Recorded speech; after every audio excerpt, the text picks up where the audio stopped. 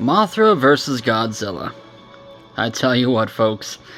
When I set out on this journey originally in order to pretty much watch a movie a day, that was the mind I had in order to review each Godzilla classic movie up to present day in celebration of the release of the Magic the Gathering's latest set, Ikoria, Layer of Behemoths. I have failed in that mission spectacularly. Not only have I not been able to watch a movie a day, but keeping up with life in general has got me to where I'm doing a video essentially once a week. But with that said, we have finally gotten around to watching Mothra vs. Godzilla, movie number 4 out of 30 bajillion Godzilla movies. We still got a long way to go, folks. But if there any indication as to the action-packed Donnybrook that we got to experience with Mothra vs. Godzilla, I'm still definitely looking forward to finishing this ride. Most likely long past forever talking about Magic the Gathering and Ikoria. However, we're going to keep on trudging along. Now, when it comes to this movie, let's just dive right into it. It starts out with some very beautiful and terrifying graphical shots of essentially a scene of a hurricane. If only we knew going into this how prophetic that scene was going to be. But the hurricane force winds and storm apparently preluding us to the arrival of a giant, and I do mean absolutely massive, an absolute unit of an egg landing on a Japanese island.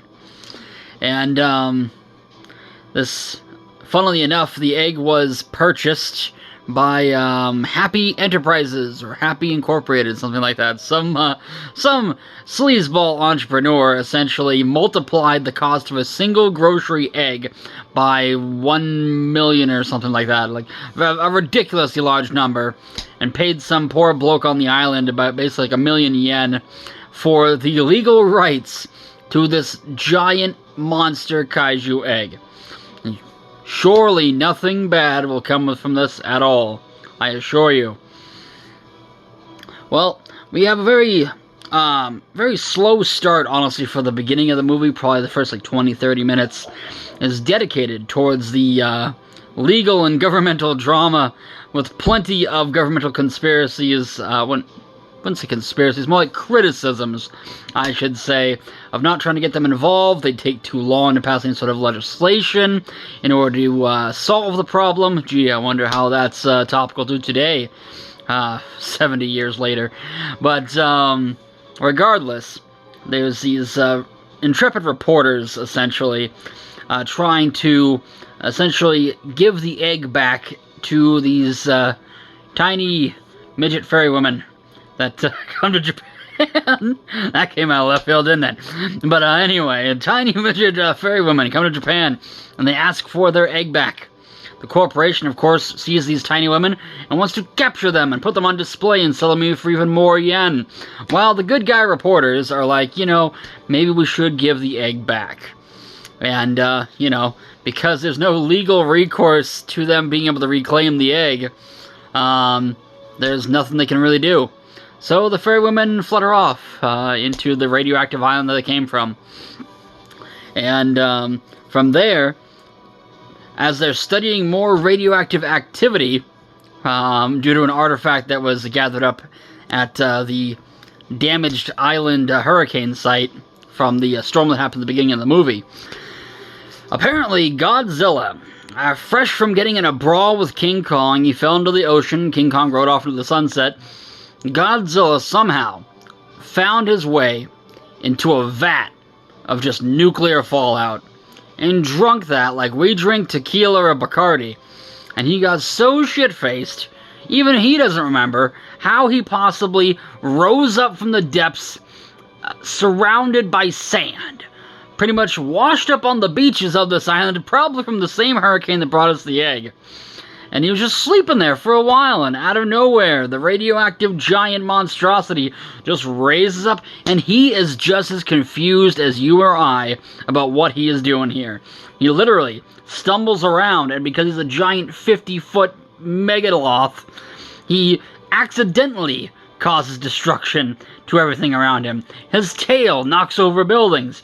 He trips drunkenly and crashes into a pagoda, his favorite building to destroy. And he just fumbles around, destroying the pagoda. He's like, oh God, sorry. Oh my God, my bad. Oh no, look what I'm doing. Oh, this is so tragic. Like the terrifying Godzilla monster from the previous 3 movies that just destroys things with wanton abandon is now just as terrifying, just as destructive, but on accident. Now, that is some serious damage, folks. But beyond that, this drunken Godzilla essentially is stumbling around this island, and thereupon it, he sees it. The perfect hangover cure for a giant drunken kaiju. The massive egg.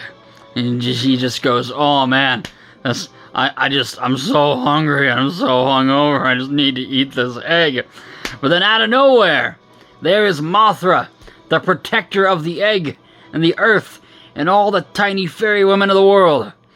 Mothra comes over into the horizon, and literally, you guys remember when I talked about King Kong versus Godzilla, and how Godzilla just beat that monkey pillar to post.